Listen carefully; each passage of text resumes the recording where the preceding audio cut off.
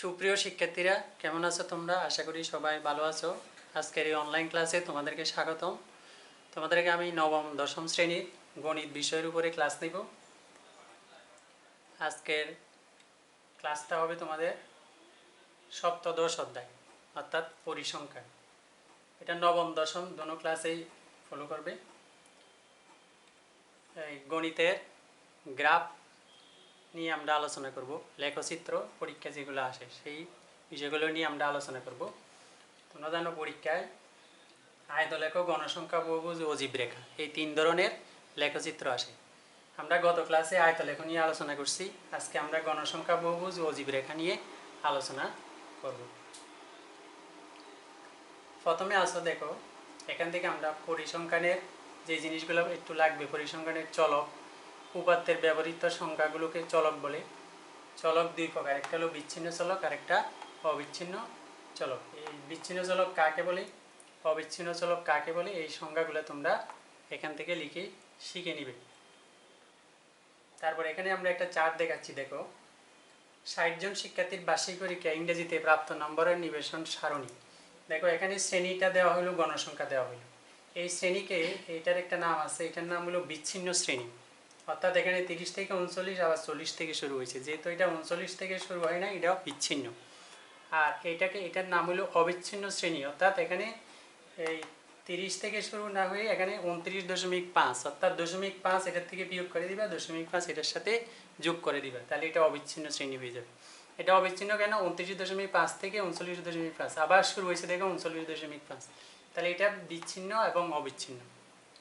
বিচ্ছিন্ন শ্রেণী থেকে অবিচ্ছিন্ন কিভাবে করবো, এটা আয়তলেখ করার জন্য আঁকতে হবে, আর আয়তলেখ না হইলে অবিচ্ছিন্ন করা লাগবে না।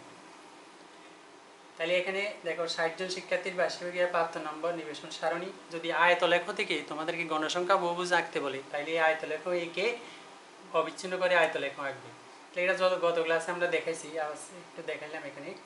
তাহলে শ্রেণীভিত্তি এটাকে অবিচ্ছিন্ন করবা, গণসংখ্যা লিখবা। এখান থেকে দেখো একটা গ্রাফ পেপার নিবে, এটা এক্স অক্ষ বরাবর, ওয়াই অক্ষ বরাবর। এক্স অক্ষ বরাবর অবিচ্ছিন্ন শ্রেণী নিবা, ওয়াই অক্ষ বরাবর গণসংখ্যা নিবা।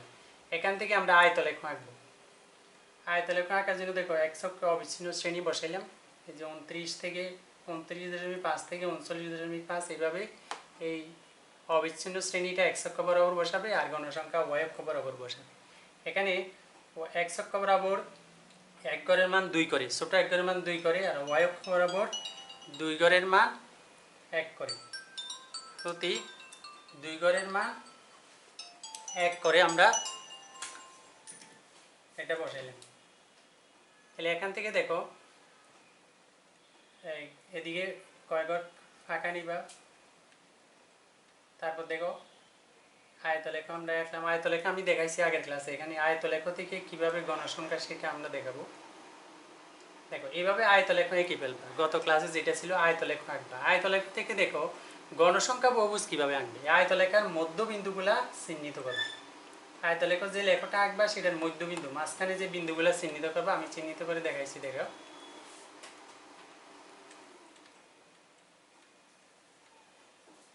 এই যে দেখো আয়তলেখের মধ্যবিন্দুগুলা তোমরা চিহ্নিত করবে। এখন এই মধ্যবিন্দুগুলা দেখো, এখানে খালি দেখবে মধ্যবিন্দু এখানে শুরু হয়েছে। দেখো আয়তলেখ এঁকে মধ্যবিন্দুগুলা পেন্সিল দ্বারা চিহ্নিত করবে। যে লাল ডটগুলো দেখছো তোমরা, এগুলো মধ্যবিন্দু। এগুলো পরে পেন্সিল দ্বারা যোগ করে দিবে। দেখো এই যে যোগ করে দিবে, স্কেল দ্বারা যোগ করে দিলাম। এখন যোগ করে দেখো এখান থেকে এই বিন্দু থেকে এক্স অক্ষ বরাবর এটাকে টেনে লাগিয়ে দিবে সুন্দর দেখানোর জন্য। এই যে এখান থেকে এটা এক্স অক্ষ। তাহলে এটা হলো আয়তলেখ থেকে গণসংখ্যা, আয়তলেখ ব্যবহার করে গণসংখ্যা, বহুভুজ অঙ্ক। তাহলে আয়তলেখ ব্যবহার করে গণসংখ্যা, বহুভুজ যদি বলা হয়, তাহলে আয়তলেখ আঁকতে হবে, মধ্যবিন্দু নির্ণয় করতে হবে, তারপরে গণসংখ্যা, বহুভুজ আঁকা যাবে। এটা হলো আয়তলেখ ব্যবহার করে গণসংখ্যা, বহুভুজ। তারপর আমরা দেখাবো যে আয়তলেখ ব্যবহার না করে, দেখো আয়তলেখ ব্যবহার না করে গণসংখ্যা, বহুভুজ কীভাবে আঁকবা। এটা একটা গ্রাফ পেপার নিবে, এক্স অক্ষ এটার জন্য লাগবে দেখো শ্রেণীর মধ্যবিন্দু। এখানে আর অবিচ্ছিন্ন শ্রেণী লাগবে না, শ্রেণীটা নিবে, শ্রেণীর মধ্যবিন্দু নির্ণয় করবে। মধ্যবিন্দু কীভাবে নির্ণয় করবে, এই দুটোটা যোগ করে উচ্চ সীমা, নিম্ন সীমা, উচ্চ সীমা দুটোটা যোগ করে 2 দিয়ে ভাগ করবা, তাহলে শ্রেণীর মধ্যবিন্দু পেয়ে যাবে। কীভাবে? দুটোটা যোগ করে 2 দিয়ে ভাগ। তাহলে এক্স অক্ষ বরাবর শ্রেণীর মধ্যবিন্দু, এই যে এটা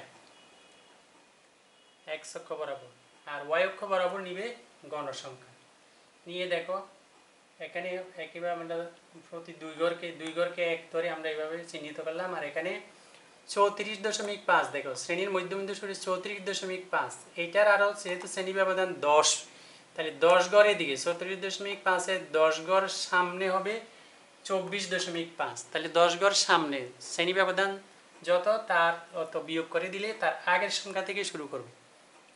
তাহলে 24.5 থেকে আমরা চিহ্নিত করলাম, 24.5 থেকে 34.5, এইভাবে বাকি সংখ্যাগুলা এখানে বসাবে। অর্থাৎ এক ঘরের মান 2 করে করে দেখো, 5 ঘরের মান 10, আর এখানে 2 ঘরের মান 1, এইভাবে কয়েকটা ঘর আমরা এখানে বাদ দিলাম। তারপর এখান থেকে দেখো এই 34.5-এর জন্য শ্রেণী এই যে গণসংখ্যা হইল 5, এটা ওটা দিয়ে বসেবে। তারপরে 44.5 থেকে এটার জন্য হইল 8, তারপরে হইল 12, এই যে 54.5-এর জন্য হইল 12, তারপরে 66.5-এর জন্য হইল 15, এই যে 15, তারপরে 74.5-এর জন্য হলো 10, আর 84.5-এর জন্য হলো এই যে 7, তারপরের জন্য একদম লাস্ট যেটা 90.5-এর জন্য হলো 3। তাহলে এই শ্রেণীর মধ্যবিন্দুগুলা এক্স অক্ষ বরাবর বসাবে আর ওয়াই অক্ষ বরাবর বসাবে যে গণসংখ্যা। এই ফোঁটাগুলা তারপর পেন্সিল দিয়ে স্কেল বসাই এগুলা শুধু যোগ করে দিবে, এই যে দেখো, আর নিচেগুলো এখান থেকে লাগাই দিবে এগুলো এক্স অক্ষ বরাবর। তাহলে এটা হলো আয়তলেখ ব্যবহার না করে গণসংখ্যা বহুভুজ। আগেরটা ছিল আয়তলেখ একে তার মধ্যবিন্দু যোগ করে, আর এখানে আয়তলেখ ব্যবহার না করলে শুধু অবিচ্ছিন্ন করতে হবে না শ্রেণীটা, শ্রেণী থেকে এটাকে 2 দিয়ে ভাগ করে মধ্যবিন্দু নির্ণয় করবা, এক্স অক্ষ মধ্যবিন্দু, ওয়াই অক্ষ গণসংখ্যা। এইভাবে আয়তলেখ ব্যবহার না করে গণসংখ্যা বহুভুজ। এবার চলে যাব আমরা অজীব রেখা অঙ্কন। অজীব রেখা কীভাবে দেখো, একটা নিবে আমরা অজীব রেখা আঁকার জন্য দেখো একটা চার্ট করবা, শ্রেণী ব্যবধান তারপরে গণসংখ্যা, এটার জন্য ক্রমযোজিত গণসংখ্যা বের করতে হবে। অজীব রেখা আঁকার জন্য কি বের করতে হবে, ক্রমযোজিত গণসংখ্যা। দেখো ক্রমযোজিত গণসংখ্যা কীভাবে বের করে, প্রথম গণসংখ্যাটা লিখবে, তারপর এটার সাথে এটা তারপর একটা যোগ করে দিবে, যেমন 8 এ 5 13, এটার সাথে এর পরের সংখ্যা যোগ করবে, এইভাবে ক্রমযোজিত গণসংখ্যা বের করবে। তারপরে এক্স অক্ষ বরাবর দেখো কি নিবে, আমরা একটা গ্রাফ কাগজে এক্স অক্ষ নিলাম, ওয়াই অক্ষ নিলাম। এক্স অক্ষ বরাবর দেখো এই যে শ্রেণী ব্যবধান আছে, এক্স অক্ষ বরাবর শ্রেণী ব্যবধানের উচ্চ সীমা, এই যে শ্রেণী ব্যবধান তার উচ্চ সীমা, অর্থাৎ এই উপরের এই পাশের গুলা, যেমন এখানে আছে 40 থেকে 39, তাহলে 39 আমরা উচ্চ সীমাটা নিব। তাহলে 39-এর আগে 10 বিয়োগ করে তার আগের সংখ্যাটা হলো 29, তাহলে গ্রাফকে পারে এই আগের সংখ্যাটা থেকে ধরবা, 29 থেকে শুরু হবে। আর এখানে যেহেতু 29 থেকে 39, তাহলে এক ঘরের মান 2 করে, ছোট এক ঘরের মান 2 করে। আর এখানে দেখো এখানে 2 ঘরের এই যে 1 ঘর 2 3 4 5, এখানেও আমরা এক ঘরের মান 2 করে ধরলাম, অর্থাৎ 5 ঘরের মান 10। তাহলে এক্স এবং ওয়াই দুনো অক্ষে ছোট এক ঘরের মান 2 করে করে এই গ্রাফটা অঙ্কন করব। তাহলে এক্স অক্ষ বরাবর উচ্চ সীমা এই যে এই পাশেরগুলো বসাবে। আর শুরু করবা কত থেকে, এখানে যেটা আছে 29 39 উচ্চ সীমাটা তার আগের সংখ্যাটা বসাবে, মানে 10 ঘর আগে যেটা আছে সেটা 29 থেকে।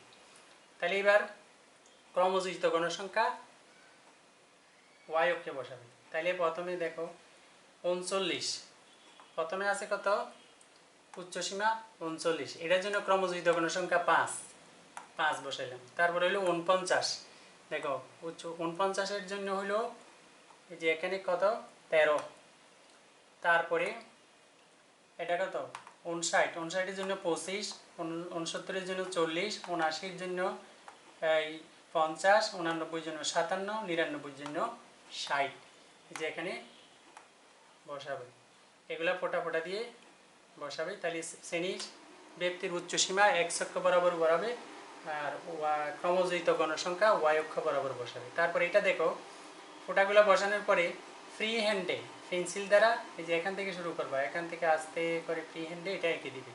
তাহলে আমরা এঁকে দেখাচ্ছি দেখো, তাহলে এটা হলো অজীব রেখা অঙ্কন। তাহলে আমরা আয়তলেখ থেকে আয়তলেখ দিয়ে এই আয়তলেখ আঁকলাম, তারপরে লাস্টে আমরা অজীব রেখা এঁকে দেখালাম। তাহলে এই প্রথমে আয়তলেখ থেকে আয়তলেখের মধ্যবিন্দুগুলা নির্ণয় করে আমরা গণসংখ্যা বহুভুজ আঁকছিলাম আয়তলেখ থেকে, আবার শ্রেণী মধ্যবিন্দু নির্ণয় করে গণসংখ্যা বহুভুজ, এবং লাস্টে অজীব রেখা। তাহলে এই তিনটা থেকে আশা করি তোমরা ক্লাসটা বুঝতে পারছো। যদি বুঝে থাকো তাহলে এখানে একটা বাড়ির কাজ দিলাম আমরা, যে এই প্রশ্নটা লিখে তোমরা এটা অঙ্কটা করবে, এই প্রশ্নটা লিখে এটা বাসায় করবে। তাহলে আজকে ক্লাস এখানেই সমাপ্তি। সবাইকে ধন্যবাদ।